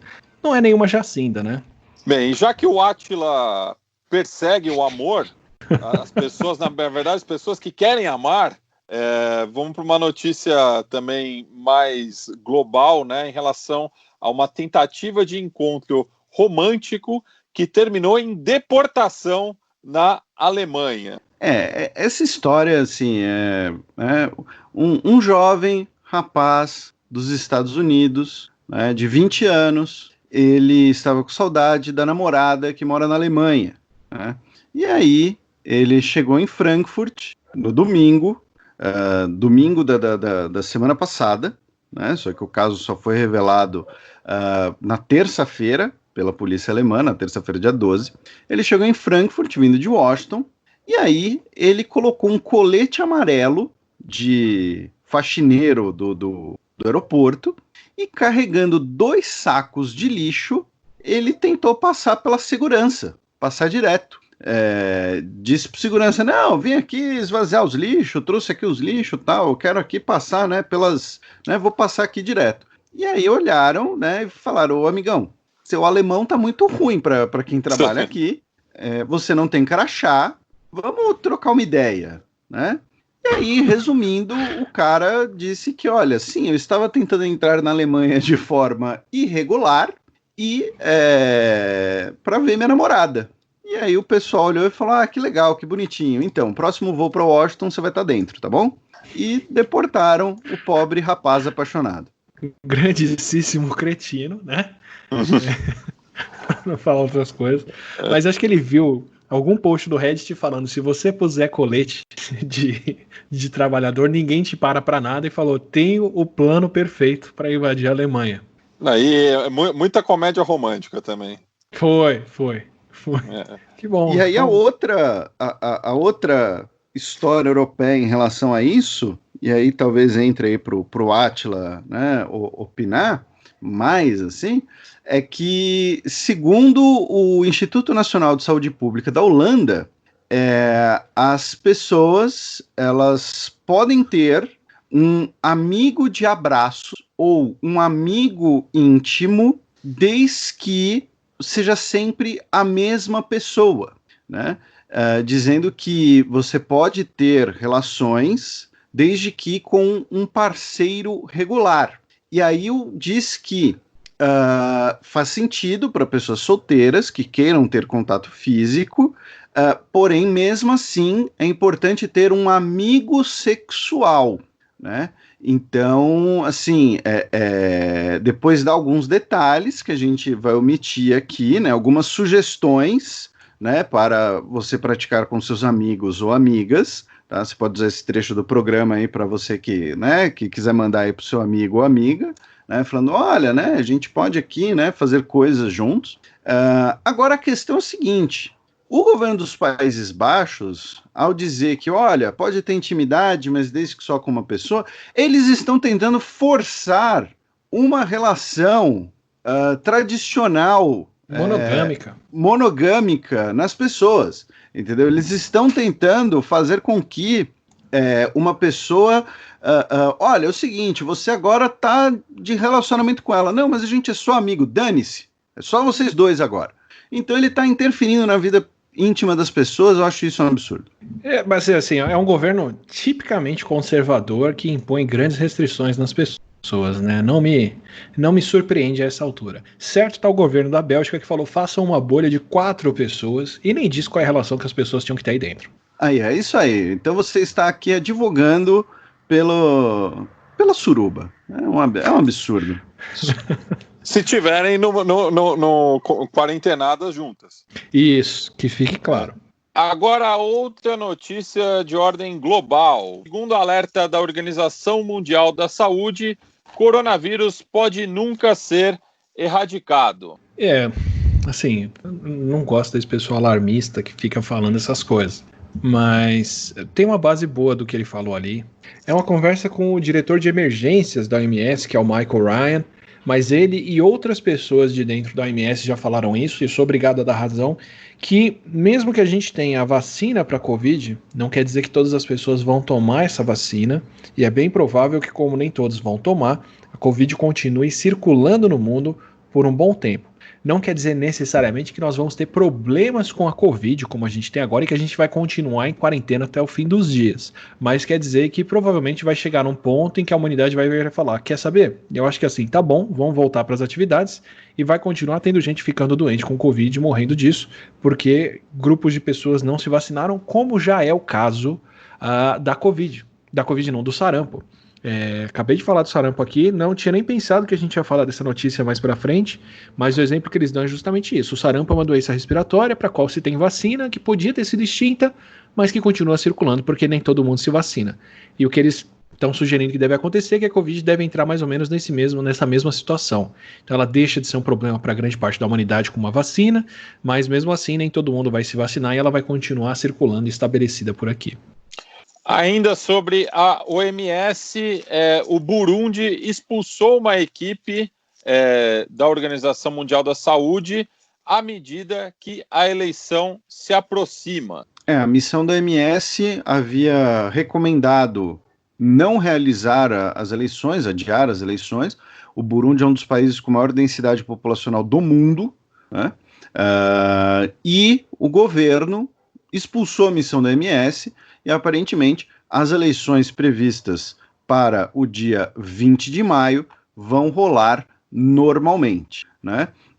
O comunicado, né, não explicita essa razão. A missão da OMS não tinha, né, ela não tem autoridade para interferir na soberania do país. O que eles podem fazer é falar, olha, a gente acha que não ia ser legal realizar a eleição, ia ser perigoso. E o governo expulsou os representantes da OMS, dizendo que eles eram persona não grata, e ponto final, vai ter eleição. Então, enfim, comente aí, Átila. A gente está passando por uma coisa com certo paralelo aqui no Brasil. Tá? Tem um projeto da Universidade Federal de Pelotas, no Rio Grande do Sul, que é um estudo chamado Evolução da Prevalência por Infecção por Covid-19. No caso deles foi no Rio Grande do Sul, mas estenderam isso para o Brasil todo, que é basicamente sair testando todo mundo por aí para ver quantas pessoas estão com Covid. Foi o estudo que mostrou que mais de 10% das pessoas no Amazonas já pegaram o vírus. As equipes precisam passar na casa das pessoas e aceitar, né? Como é que você faz para garantir que o sorteio, que você está amostrando a população como um todo? Você sorteia as pessoas, visita e testa elas. Não é teste por conveniência em que você pega quem está passando por aí ou quem topou já de cara. Você tem que chegar lá e falar com as pessoas e elas aceitarem serem testadas. E o que acontece é que em várias cidades do Brasil, em várias regiões, essas pessoas foram expulsas, agredidas e atacadas por quem recebeu. Porque começa a circular notícia falsa, o pessoal fala que vão fazer outras coisas, que vão dar remédio ou qualquer coisa assim, e as pessoas atacam as equipes de saúde que estão vindo simplesmente ver quem está com Covid ou não. Então, Burundi parece ser como aqui. Do continente mãe, atravessamos o Atlântico em direção às Américas, começando pelo Texas, que registrou o maior número de infecções em um único dia, ontem, domingo, 17 de maio. É um dos estados que está se negando a fechar, está tentando manter comércio, uma série de coisas funcionando nos Estados Unidos, e parece que eles e a Flórida vão ter alguns problemas lá para frente com a maneira como a doença está crescendo por ali. E teve um caso emblemático de uma cabeleireira, né, que inclusive o próprio Ted Cruz foi ser atendido por ela, porque ela estava se recusando a fechar o comércio, enfim, é uma situação bastante complicada no estado. Do Texas, vamos para Washington, onde 52 pessoas saíram contaminadas de uma aula de canto. Pois é, eu separei essa porque eu achei muito marcante. Mais um estudo que fizeram traçando contato, vendo quem tinha pego de quem. Eles descobriram que em uma aula de canto, não acho que não, em uma sala de canto, não vou dizer que é uma aula só porque pode ter sido mais, das 60 pessoas que frequentavam a sala de aula, 32 se contaminaram com Covid. A pessoa que instruía a turma passou o vírus, ou a pessoa que cantava junto com a turma passou o vírus para 32 outras pessoas dentro da sala de aula, e tem mais outros 20 casos, pelo menos, que eles conseguem colocar como casos secundários. Então, talvez tenham sido entre as pessoas durante a aula ou depois da aula de pessoas para familiares e outros próximos. Foram o índice de ataque que eles falam, que é o índice de... as chances de alguém pegar o vírus frequentando a aula ficou entre 50% e 90%. Quer dizer, quase todo mundo que estava na aula pegou o vírus, ou direta ou indiretamente. Tudo bem que canto é uma coisa que vai usar muito da nossa garganta, vai produzir bastante saliva, e talvez essa sala seja uma sala pequena, mas já dá uma boa noção pra gente do que esperar caso as aulas voltem e alguém na sua aula, principalmente se for o professor, esteja com Covid. Também na semana passada, médico demitido por Trump denuncia omissões e falta de plano contra o vírus ao Congresso. Isso, antes do Átila comentar, só dar um breve panorama aqui. O Rick Bright, que até abril fazia parte da Task Force, né, do governo federal dos Estados Unidos, ele foi convocado para depor no subcomitê de saúde, né, da Câmara dos Representantes, que é a Câmara dos Deputados, né, dos Estados Unidos. Ele disse que o governo Trump ignoraram diversos alertas. Ele deu 3 horas de testemunho. Ele disse que a gestão federal não tem um plano geral. E também, na semana passada, o Anthony Fauci, que é conselheiro do Donald Trump, ele disse numa audiência ao Senado, nesse caso, que o relaxamento prematuro do isolamento social pode levar a um novo surto. Ele disse que as consequências dessa reabertura podem ser muito sérias e causem sofrimento desnecessário, tá? Ele disse que o número de mortos é provavelmente maior do que o oficial, já que muitas pessoas estão morrendo em casa, tá? E o depoimento dele foi por videoconferência, já que, própria pandemia. Então, feito esses dois contextos rápidos, Átila, atualiza a gente aí sobre os Estados Unidos no geral, enfim, o que você acha que dá para a gente destacar aí? Eles seguem crescendo muito, muito, muito. Os Estados Unidos já está deixa eu pegar a contagem mais recente aqui, mais de 1,5 milhão de casos de Covid. Eles têm como falar isso, tendo feito 12 milhões de testes até aqui. Os números que eu vejo para o Brasil, calculando a nossa subestimativa, diz que a gente deve estar próximo dos Estados Unidos também, em termos de número de casos, porque nós fizemos muito menos testes do que eles, quase 20 vezes menos testes. Estão crescendo ao número de 15 mil novos casos por dia, e isso vai ser longo. Por enquanto, o crescimento parece estar acontecendo principalmente no interior do país. Então, os casos são estáveis por dia, mas o que a gente vê diminuição em algumas grandes cidades e aumento no interior, isso já tem algum tempo e segue. O número de mortes deles já está em 90 mil, as projeções são para chegar a 120, 130 até o final de agosto. Eles têm mais alguns dias com por volta de 1.000 mortes por dia, alguns bons dias pela frente, porque, como eu disse, para subir é muito rápido, para descer é muito lento esse número de casos, e o argumento que o Fauci está fazendo, que é extremamente válido, se a pandemia lá não está diminuindo, se ela não está caindo, não faz sentido o país pensar em reabertura.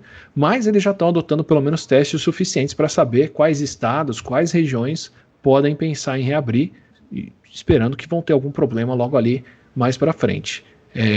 Vão seguir por um tempo sendo o país com mais casos no mundo e por algum tempo sendo o país com mais mortes, mas Brasil e Rússia estão correndo atrás do estrago, estão tentando chegar lá também. De Washington a gente vai para Nova York, onde o governador fez teste para coronavírus ao vivo. Só para contextualizar um pouquinho aqui, ele disse que o teste é tão rápido e tão fácil que até o governador pode fazer, né? E aí fizeram lá o exame do swab, né, com ele, que o Átila já explicou, e ao mesmo tempo o Trump acusa os governadores da oposição de atrasarem a reabertura para prejudicá-lo politicamente. Então é uma notícia muito curiosa, porque assim, é o mesmo discurso, a mesma discussão que ocorre aqui no Brasil, né? Ambos os países são federações, no caso dos Estados Unidos, uma federação onde os estados têm muito mais poder, mas aí fica essa queda de braço política entre governadores e presidente. No caso, né, em ambos os casos, nós temos governos federais com uma política central muito fraca, né, em relação ao Covid, ao contrário, por exemplo, da Alemanha, que também é uma federação. E além disso, o Trump anunciou que quer ter uma vacina até o fim do ano, né, e que o governo vai investir em 14 possíveis candidatos, né, para essa vacina, né, e o objetivo é ter 300 milhões de doses em janeiro. Então, Átila, né, sobre os estados americanos, enfim, se você quiser falar de política, você fale, mas você não fala porque você é um isentão. Sobre vacina, o que você tem aí para atualizar a gente? Sobre lhamas, né, a vacina que vem das lhamas e tal. Vamos lá. Primeiro, eu tenho acompanhado os pronunciamentos do Cuomo direto, para ver como que Nova York estava passando por essa. O que ele estava anunciando foi que agora eles vão ter testes em farmácia, e não é o teste rápido, inclusive. Não é só o teste para saber se você teve o vírus antes, mas também, se eu não me engano, o teste para a presença do vírus agora. Por isso ele foi mostrar lá que era facinho, que era tranquilo. Vão deixar esses testes disponíveis em farmácias para a população poder finalmente chegar e testar para ver quem está com o vírus. Faz sentido no momento de declínio da epidemia como eles estão enfrentando. Ele tem falado sim, diariamente, que não vai reabrir e que quer reabrir, mas não vai, e as pessoas podem pôr a culpa nele, e o Trump tem feito isso. Me pergunto se esses dois países que você cita como os países onde tem essa discordância entre estados e presidência, por acaso, se são por acaso que esses dois países são os que lideram em mortes diárias no mundo, são os dois países que estão registrando mais mortes por dia, quase 1.000 mortes, tanto no Brasil quanto nos Estados Unidos. Talvez tenha uma relação com isso, não sei. A Rússia está indo para o mesmo caminho, talvez também tenha uma relação com esse tipo de atitude. E sobre testes e vacinas, os Estados Unidos estão de sacanagem. Eles estão anunciando uma série de testes que ainda são muito preliminares como definitivos. Tem algumas empresas lá falando de coisas como se fossem a grande solução para o mundo, mas que ainda não entraram nem em testes em animais para saber se é seguro.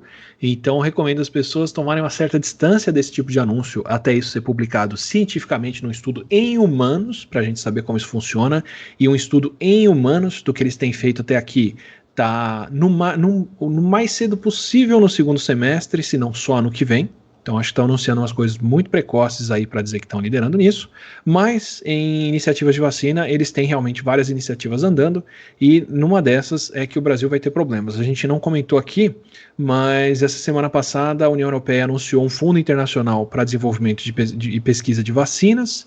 A Alemanha deu 525 milhões de euros, a França deu 500 milhões de euros, Vários outros países participaram, eles abriram para países que não são europeus participarem também, entrou Emirados Árabes Unidos, entrou Japão, entrou vários outros países.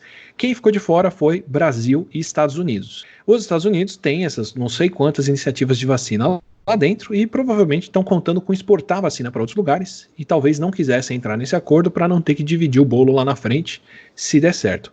O Brasil não sei porque não entrou nessa, mas ganhou um lugar no fim da fila para os dois casos, né, dos dois países. A Europa provavelmente não vai nos incluir nos países que vão receber a vacina por caridade, que eventualmente eles desenvolverem com esse fundo internacional. Imagino que se a gente for comprar não vai ser um preço barato e a nossa prioridade não vai ser alta, porque não participamos do desenvolvimento. E os Estados Unidos já mostrando o que pode acontecer com quem está contando com eles. Teve a abertura de patente, ou melhor, a empresa, a farmacêutica que faz um dos remédios que está sendo aprovado para tratar Covid, que não tem efeitos dramáticos, mas parece diminuir um pouco a internação das pessoas. Ela abriu para a produção desse medicamento em 127 países do mundo. Ele vai ser fabricado na Índia, na China, mais alguns países, e vai ser distribuído por aí a preço de custo, meio que para não ter a patente rompida, eles estão fazendo o favor de deixar as pessoas produzirem sem pagar royalties. Dos 127 países, o Brasil não é nenhum deles. Então, porque não somos um país pobre, somos a 9ª potência do mundo, e já disseram que o Brasil tem que pagar pelas próprias doses. Então, só juntando as duas pontas aí para dizer que não participamos de fundo de vacina, não temos tantas iniciativas de vacina próprias sendo desenvolvidas por aqui, provavelmente vamos pagar e vamos pagar caro para ficar no fim da fila. Ainda na América do Norte, zoológico no Canadá devolverá 2 pandas gigantes após interrupção no fornecimento de bambu. Eu acho isso um absurdo. Cada panda consome 40 quilos de bambu por dia. E eu acho absurdo 2 coisas. Primeiro, não ter bambuzais no Canadá. Concordo. E segundo, no meio da pandemia, vão mandar os pandas, coitados, de volta para a China. E vai ter todo o trauma da viagem, os transtornos da viagem, né? E aí vai entrar em contato com gente e tudo mais. Então eu acho isso um absurdo. Eu acho que tinham que sei lá, dá um canadense pro panda comer. Eu sei que ele come bambu, mas excepcionalmente dá um canadense para ele. De bom grado, né? O pinheiro, né? Quem sabe? Eles não têm tanto pinheiro ali. Os coitados do panda que estavam em lua de mel agora, se amando, vão ser obrigados a fazer a viagem de volta, é isso. É um absurdo. Mas falando sério, porque o bambu que eles consumiam vinha do Sudeste Asiático, e aí por conta da interrupção de voos e tudo mais, está acabando o bambu. Então eles vão ficar sem comida. E eles se alimentam basicamente só de bambu, afinal é a comida do seu habitat natural, né? Pois é, mas dá um canadense. Às vezes eles não gostam de canadense porque não tinha canadense no seu habitat natural. Tem pouco tempero. Mas os pandas, eles não são carnívoros, né, filho? Eu sei, mas pode não, dar eles uma comem salada de batata para eles, pode dar poutine para os pandas. Eu sou muito a favor de trocar bambu por poutine e faria isso a qualquer hora do dia.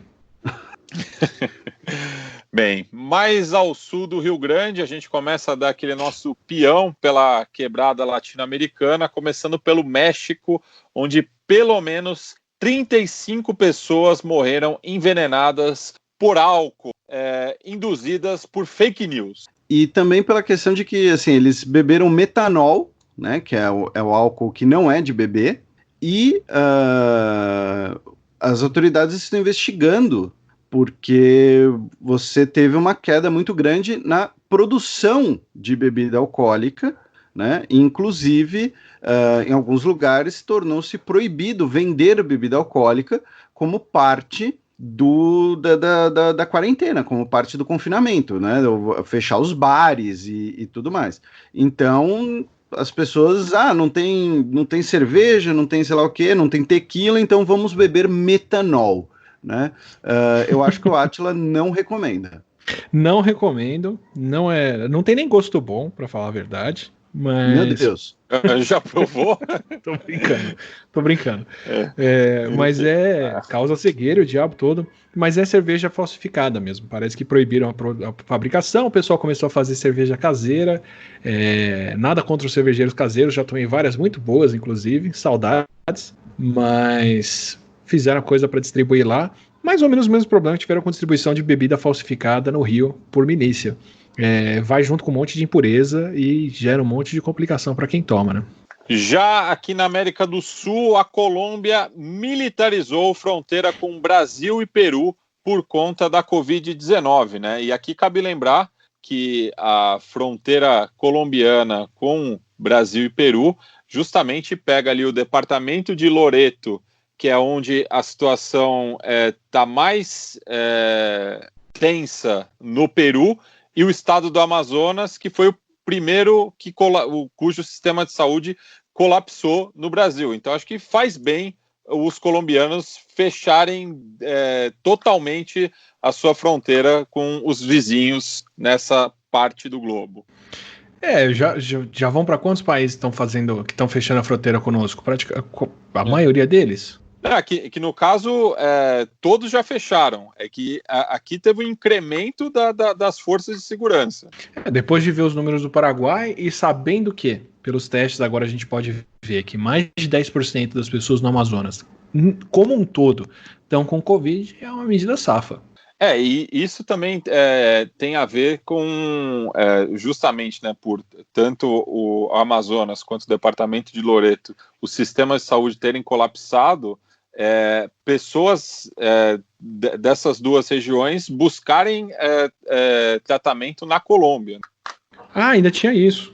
Bom, dado a falta de leito no Amazonas, realmente o pessoal vai estar indo para qualquer lado buscando isso. Na verdade, é uma dinâmica até meio cruel essa, de fechar a fronteira para não ter problema de saúde, mas é o que está acontecendo aqui também. Se você pegar, por exemplo, São Luís, no Maranhão, quando eles fizeram o lockdown, muita gente pegou a estrada, o que leva a Covid para vários outros lugares, mas essas pessoas não vão ser internadas em São Luís. Então eles, de certa forma, tiraram pacientes, não sei se intencionalmente ou não, nem estou querendo atribuir culpa, mas tiraram os pacientes que precisariam de internação na cidade para ficarem doentes em outros lugares. Atravessamos a fronteira mais ao sul da Colômbia, com o Equador, que passou a exigir resultado negativo de coronavírus para repatriados. E eu acabei sabendo por um amigo meu que voltou para o Equador, vindo do Brasil, de que também esses repatriados eles têm que se hospedar num hotel do seu bolso, né? Também de uma forma de quarentena. A gente vai falar de Taiwan, mas é o que vários países estão fazendo para controlar a situação dentro. Eu não sei dizer quantas pessoas estão semeando pandemias de Covid no Equador, mas Taiwan, por exemplo, fez a mesma coisa. Chegou, tem que ficar 14 dias num hotel. No caso de Taiwan, eles estão dando esse hotel para as pessoas, a hospedagem, mas tem que ficar todo mundo monitorado assim que entra de volta. E aí, ou testa negativo, ou espera passar os sintomas da Covid que a pessoa eventualmente trouxe. Já o Chile vê aumento de 60% nos casos e decreta lockdown em Santiago. O Chile que também estava começando a afrouxar as medidas de isolamento social, inclusive falava de reabrir o comércio, como shoppings, mas viu aí os números escaparem. É o famoso deu ruim? Isso mesmo. Quer dizer, eles foram direto para a abertura e da abertura para lockdown. Não chegou a ser uma abertura total, mas já estava começando a afrouxar um pouco. Quer dizer, eles estavam pensando em abrir o comércio, mas estavam com a epidemia já tão adiantada que precisaram fazer lockdown. Vejo vários paralelos com muitas regiões aqui do Brasil que estão passando pelo mesmo. Principalmente Santa Catarina. Então, Santa Catarina e Rio Grande do Sul e Paraná ainda são estados onde tem bastante leito de hospital sobrando. Não vou dizer que isso dá para eles nenhuma segurança, mas regiões como Distrito Federal, Amazonas e outros estados que estão com Rio de Janeiro fez isso por um tempo, São Paulo, que estão com 80%, 90% de ocupação de leito, falando que já tem os planos de reabertura, é um tanto adiantado mesmo. Não, eu digo no caso de Santa Catarina, porque reabriram o comércio e viram os números subirem bastante. Para depois descobrir que as pessoas não vão frequentar esse comércio como frequentavam antes. Pois é. Já atravessando a Cordilheira dos Andes, a gente chega na Argentina, onde o SADAIC, né, que é um órgão análogo ao ECAD aqui no Brasil, anunciou que cobrará uma taxa pelos shows online. É brincadeira, né? Todo mundo você tentando aqui recuperar é um liberalzinho, você não quer que os artistas paguem as taxas. É um absurdo isso. Mas é o imposto da live, tem que cobrar imposto do Átila fazendo live também. Comigo vai ser o Sindicato dos Médicos hoje. E atravessando agora o Rio da Prata, a gente chega no Uruguai, onde as estátuas também se cuidam do coronavírus em Montevidéu usando máscaras, né? A intendência de Montevidéu fez essa ação aí para conscientização, então colocou máscara em todas as estátuas pela capital uruguaia. Na ditadura do Átila vai ter máscara em estátua também, ou ditador Átila? Acho que é um bom exemplo. Acho que eu permito. É muito benevolente. Sou. Cuido bem dos meus. Bem, agora a gente vai para o estudo de caso dessa semana. Como dito anteriormente, iremos abordar Taiwan, por estar bem próximo ali da China continental. E, enfim, o Átila vai explanar melhor aí o que tem acontecido na China insurgente ou na República da China. Enfim, Taiwan deve aceitar status chinês para participar da OMS, segundo Pequim. Lembrando também dessa questão diplomática, né, Felipe? Começando por você. Isso, antes do Átila começar e nos dar mais uma aula, eu vou fazer aqui dois esclarecimentos. O primeiro deles especialmente para os nossos ouvintes mais recentes, pessoas que chegaram aqui pelo Átila e tudo mais. China, o que a gente chama de China, China continental, a República Popular da China, China comunista, China Pequim, e a República da China, China Taiwan, China Taipei, Formosa, ambos possuem uma política, né, de uma só China, ou seja, se você tem relações com uma, você não tem relações com a outra, né? Aqui eu digo relações diplomáticas, tá? Não tem nada a ver lá com o ministro holandês. E isso significa que quando você tem a troca de representação chinesa na ONU na década de 1970, até a década de 1970, quem representava a China na ONU era Taiwan.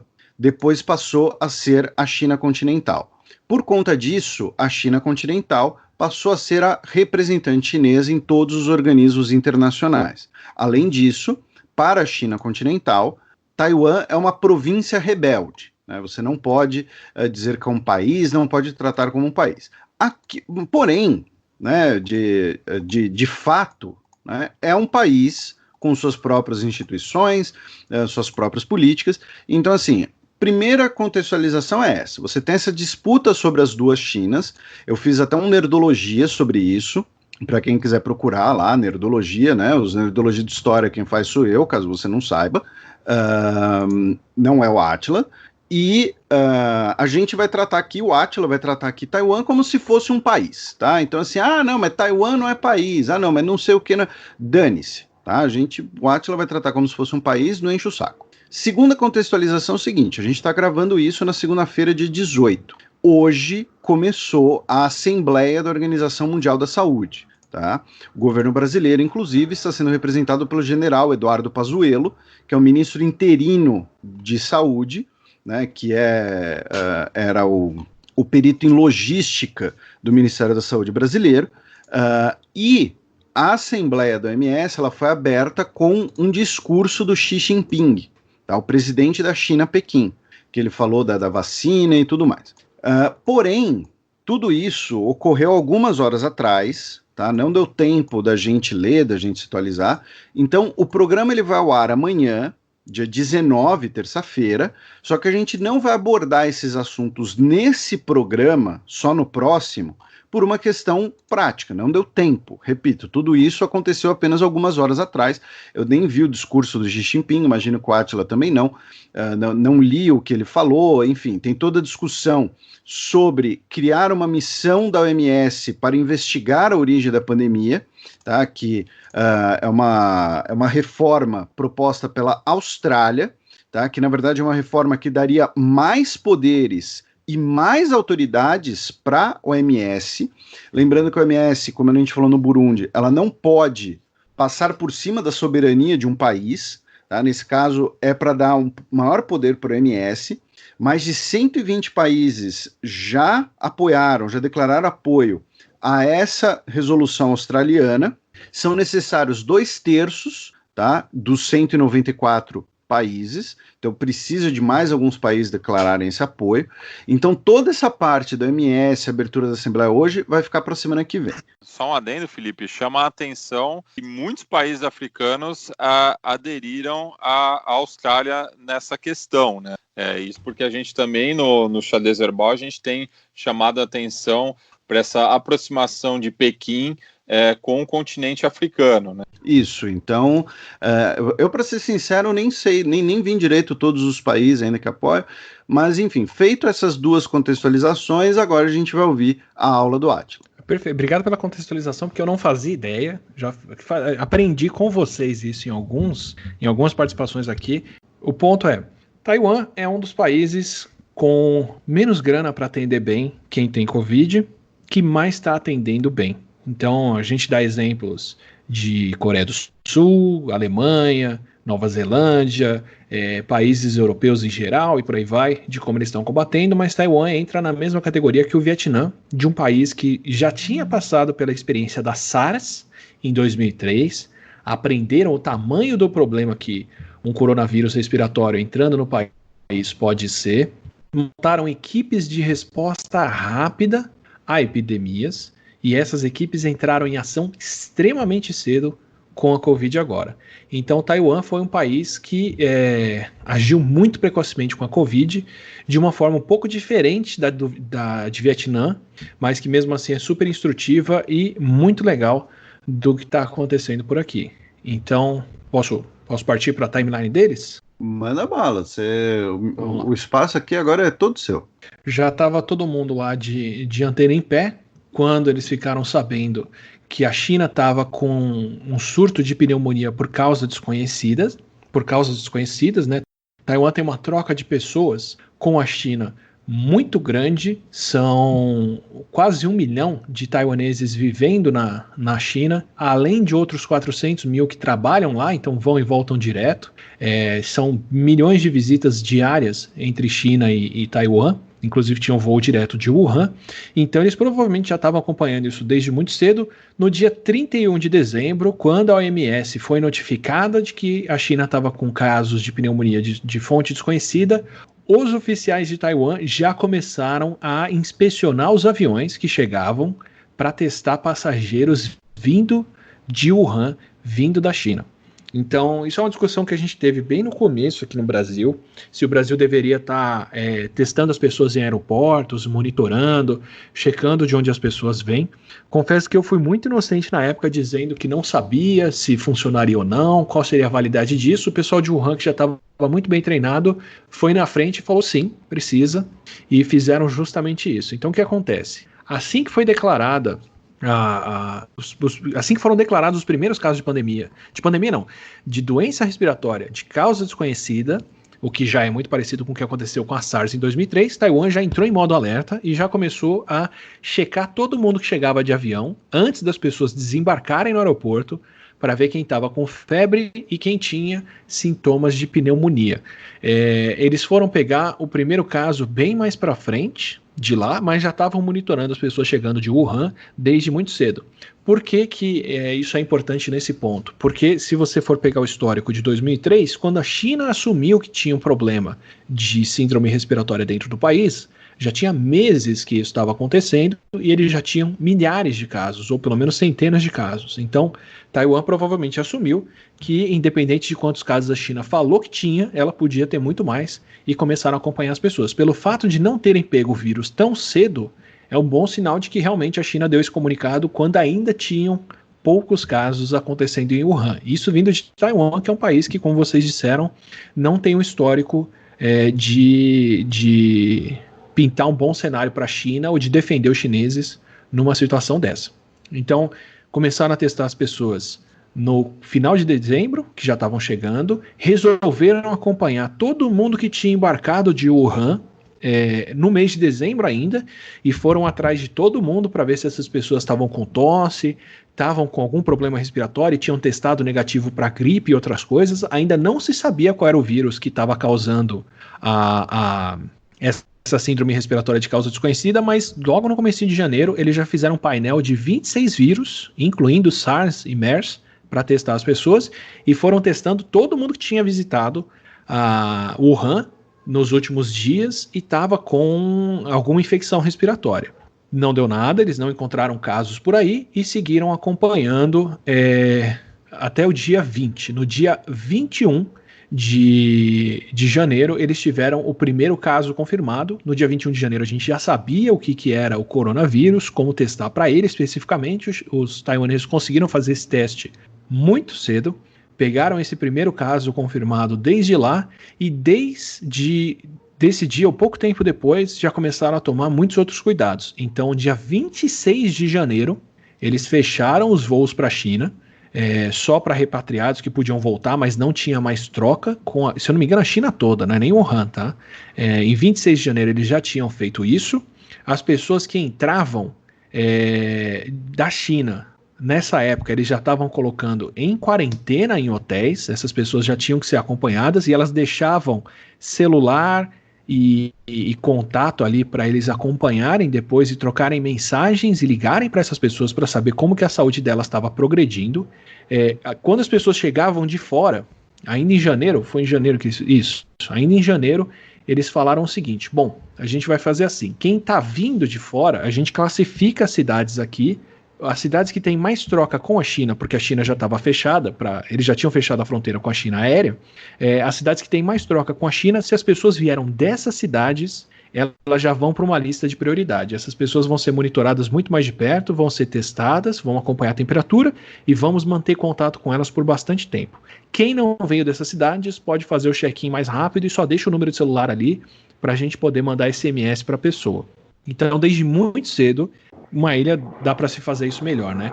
Por ser uma ilha, desde muito cedo eles já estavam rastreando todo mundo que chegava no aeroporto, como eu disse, contato das pessoas anotado, quem é de grupo de risco por causa de onde veio vai ser monitorado mais perto, quem está com febre nem entra no país, vai ficar em quarentena nos hotéis que eles tinham separados para isso, ou ia para um, ia para outro. E aí, dia 14 de fevereiro, eles começaram a expandir esse tipo de teste e acompanhamento para qualquer ponto de entrada. Quando foi dia 17 de março, por causa da progressão da pandemia na Europa e no mundo todo, eles fizeram fechamento completo. Quem chegou de qualquer outro canto do mundo tem que passar 14 dias em hotel lá. Não tem mais nem prioridade. Chegou, vai direto para a quarentena, seja taiwanês ou seja estrangeiro. E só entra no país depois de ter testado negativo depois desses 14 dias. Além disso tudo, deles terem se fechado dessa forma e testado todo mundo assim, ainda começaram a produção de álcool, 70%, álcool gel e máscaras muito cedo lá. Eles começaram a produzir máscaras em fevereiro, chegaram a fazer 13 milhões de máscaras por dia em março e ainda seguem fazendo máscara pra caramba desse jeito e distribuindo para as pessoas. Um ótimo exemplo do que a gente podia estar fazendo aqui já há muito tempo, não temos feito. Não deixaram as aulas nem começarem, colocaram lockdown em todo canto e estão aí agora como um dos países com menos casos e com estoque de milhões de máscaras cirúrgicas, máscaras N95 e salas de isolamento que não... milhões, mas milhares de salas de isolamento que não estão sendo usadas desde então, porque eles conseguiram controlar o surto.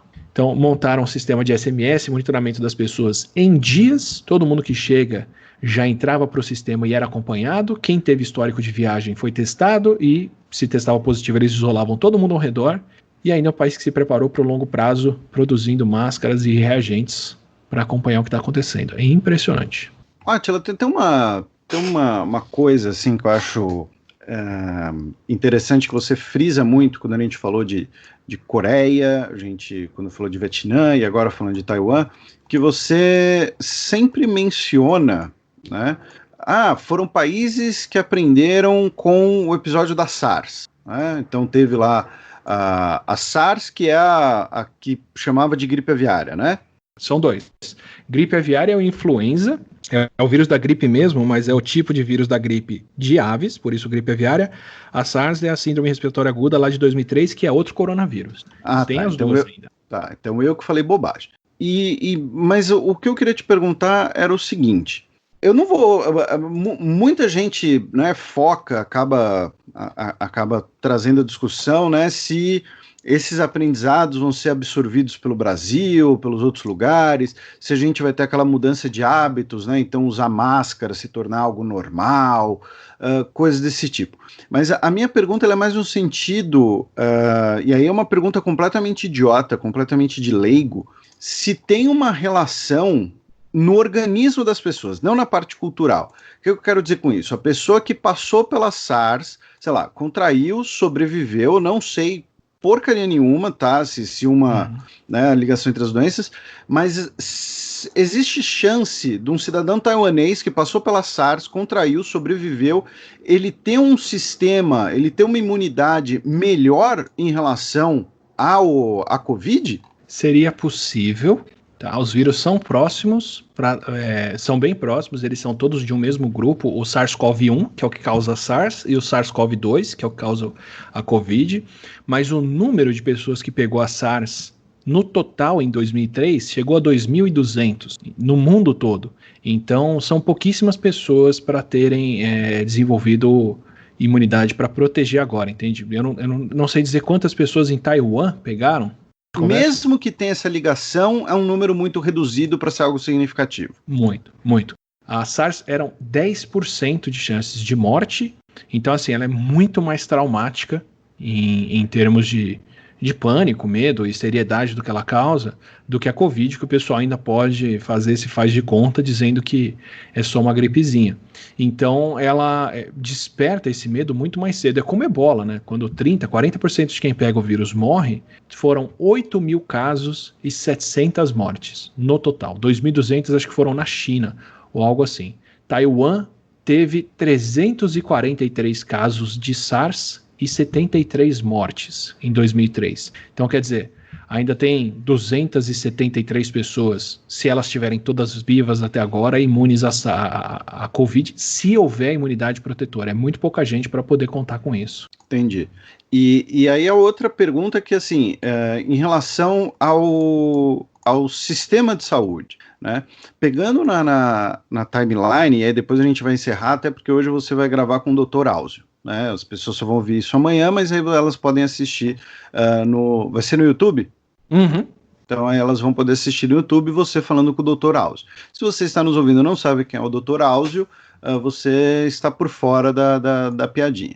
Mas é o seguinte, como eu disse, questões sociais de lado, aí fiz a pergunta idiota de imunologia. Pertinente. Agora vem a questão que aí entra nas discussões com a OMS, na discussão com a China, que a gente vai ter em outro momento, que é o seguinte, um sistema de alerta antecipado. Né? Você falou que tem muita troca com a China e que eles já ficaram de olho, né? Eles já estavam suspeitando ali de que algo poderia ocorrer, que algo poderia vir a ocorrer, mas esse aprendizado da SARS, ele leva a uma espécie ali de um alerta central, um controle epidemiológico melhor na sua visão, e como o que você sabe sobre esse controle, e aí chega, né, finalmente no cerne da questão, o que você tem a dizer para o nosso ouvinte sobre esse tipo de controle aqui no Brasil? Né? Lembrando que o Brasil também tem epidemias próprias aqui. Então, se você tiver um surto de dengue numa cidade do interior de Minas Gerais, como é o sistema de alerta ou de eventual contenção disso? Ou não existe? Enfim, o que você pode explicar para a gente sobre isso? Vamos lá. Vou explicar da minha ignorância. Conheço alguns dos planos, mas não sei dar para vocês um panorama sobre o nosso sistema de saúde todo com esse tipo de monitoramento. Prometo atualizar isso quando eu tiver trazido um convidado ou convidada que saiba explicar para as lives, que eu também vou ter que aprender.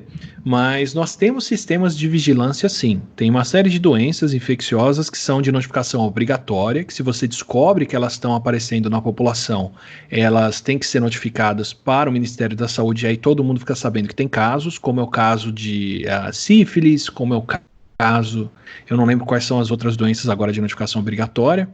Nós temos painéis de testes para vírus respiratórios que são coletados em vários hospitais. Não vou dizer que isso é um plano nacional, mas em São Paulo eu conheço vários hospitais que fazem isso, pegam as crianças que dão entrada com problema respiratório, pegam os idosos que dão entrada com problema respiratório e testam para ver quais são os vírus que eles têm. O complicado aí é que você só pode testar para o que você conhece.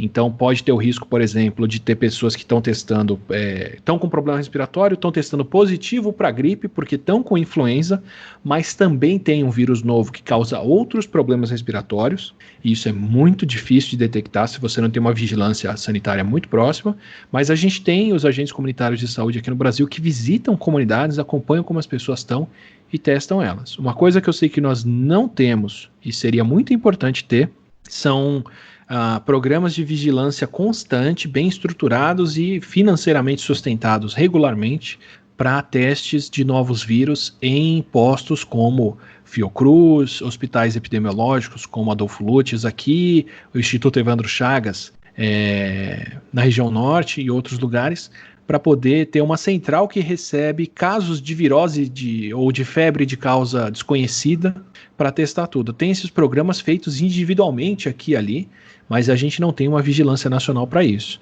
E acho importante a pergunta porque aqui no Brasil, por termos essa convivência com regiões de mata muito grandes, nós temos várias viroses estranhas que muita gente, por exemplo, na região norte pega, que fica 3, 4 dias de febre e depois se recupera e ninguém sabe o que foi.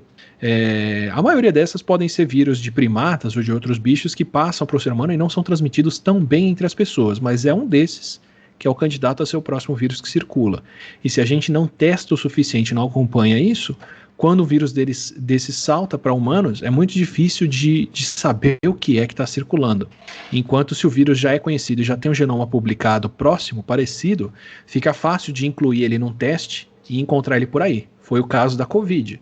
O SARS-CoV-2 é um vírus novo, mas ele é parecido o suficiente com o SARS-CoV-1, que é o vírus da SARS, para a China ter detectado em testes. Então, enquanto na SARS eles passaram 3 meses sem saber qual era o vírus que causava a doença, na Covid a questão foi menos de um mês depois dos casos serem reconhecidos. Então, ter esse tipo de monitoramento daria pra gente um fôlego muito bom para, num começo de um surto, ter teste e saber acompanhar e saber o que é. A gente pode não saber o que o vírus causa, mas saber de que família que ele é e saber como incluir ele num teste molecular desses, como a China fez, já é um adianto enorme.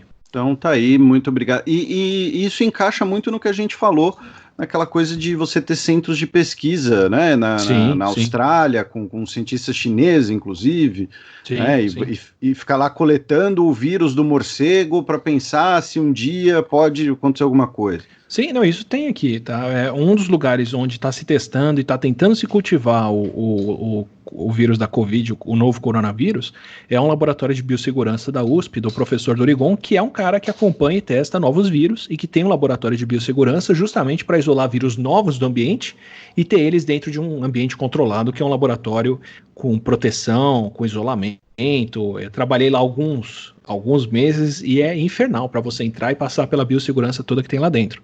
Então, são estruturas e são centros de teste e vigilância que parecem inúteis por bastante tempo, mas assim que aparece uma doença nova dessa, é o lugar onde você vai conseguir isolar e testar as coisas. Então, não é uma estrutura perdida de forma alguma. Então tá aí, muito obrigado e pela paciência com a minha ignorância. Não, por favor. Bem, pelo adiantar da hora, não vamos conseguir responder as perguntas dos ouvintes, só aproveito para mandar um beijo e um abraço para Gabriela Leão de Melo Hernandes Matos, esse é o nome completo dela, e para o Lincoln Pericles, que escreveram lá no site da Central 3. Felipe? Eu queria saber de que trono ela é herdeira, né?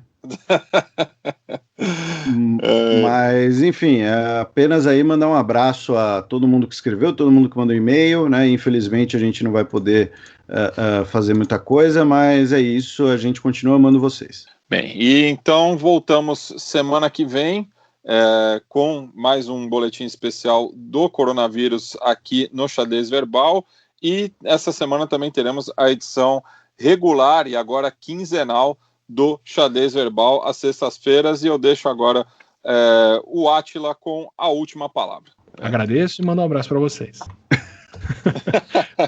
Eu prometo, a gente fala sobre a Índia na próxima, e assim que eu souber como é que funciona melhor essa vigilância aqui no Brasil, também passo para contar.